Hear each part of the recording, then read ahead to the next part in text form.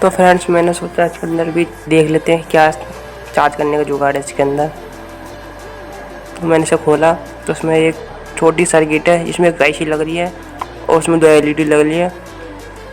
मुझे लगता है इसमें आई थिंक एक रेड है और एक ब्लू है। जो रेड अपनी चार्जिंग दिखाएगी और ब्लू चार्ज फुल चार्ज पे दिखाएगी। तो ये था इसके अंदर।